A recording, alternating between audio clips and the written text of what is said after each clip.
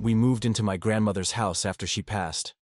A small, two-story home tucked in the countryside, far from the noise, the people, the world. It was meant to be peaceful. The first night was quiet, not in a peaceful way.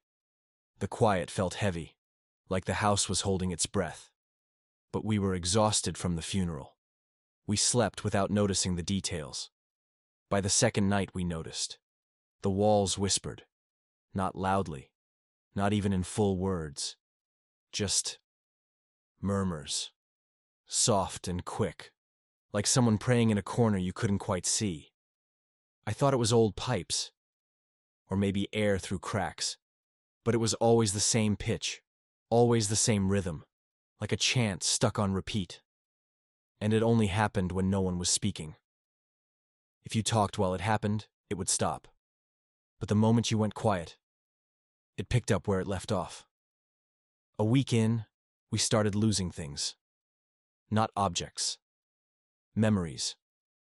I forgot the name of the woman who sold us groceries. My wife couldn't remember her own phone number. Our daughter, Anna, started calling us by the wrong names. Then, she stopped speaking altogether. We took her to a pediatrician. Nothing was physically wrong. Then to a therapist. Still nothing. She just wouldn't talk. She would sit at the foot of the stairs, staring up at the wall, lips shut tight. One night, she finally whispered something. Barely audible. She says I shouldn't speak. I asked, "Who?" She pointed at the wall and said, "The one who prays." That night, I stayed up listening. Around 2 a.m., the house sighed. The temperature dropped, and the whispering returned. Closer now. No longer muffled by the walls. I followed it down the hall. To my grandmother's old bedroom. The door was slightly open. Inside, the window curtains fluttered, though the window was locked. I stepped in and stood still. And the whispering didn't stop. It surrounded me, filled my ears.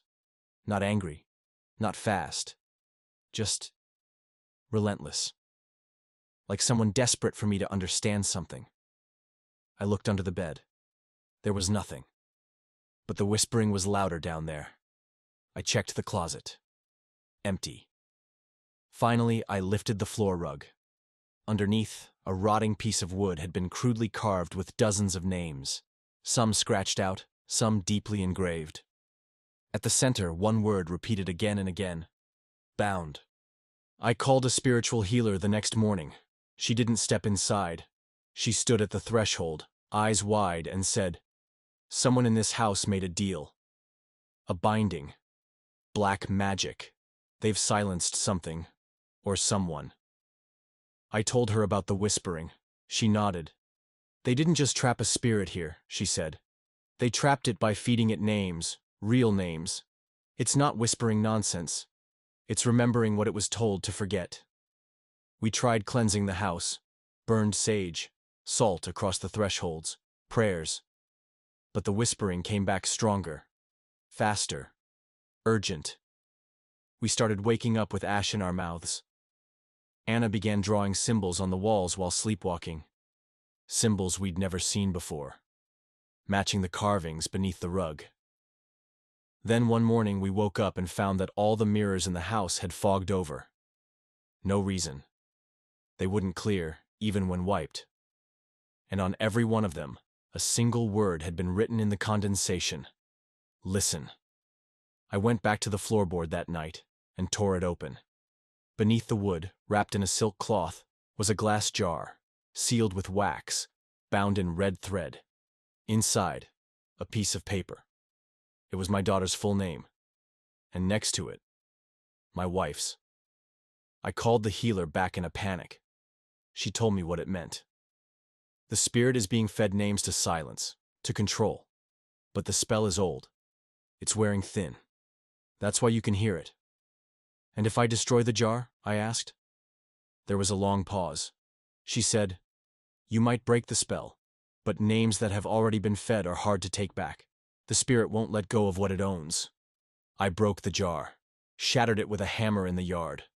The whispering stopped instantly. The air went still. For the first time in weeks, silence, relief. But that night, Anna spoke again. Not in her voice, not in her tone. A deep, cracking voice came from her mouth, and all it said was, "I remember too much." Then she collapsed. She's been in a coma ever since. No brain damage, no trauma, just silence. Weeks passed. Anna eventually woke up. She didn't speak at first, just stared at the ceiling for hours. But slowly, her drawing stopped. Her eyes came back. My wife and I moved the family out of the house. We didn't sell it. We didn't tell anyone where it was. We just boarded it up and left. The healer helped us cleanse what was left. Rituals we didn't understand. Prayers in a language we'd never heard. She said the house wouldn't forget what it had eaten, but that we had broken its ability to feed. And that meant the names we still remembered were finally ours again. Anna speaks now. She laughs, she plays, but she never talks about the house. And sometimes when the world goes quiet, she covers her ears and says, "It's whispering again." But it's not angry anymore.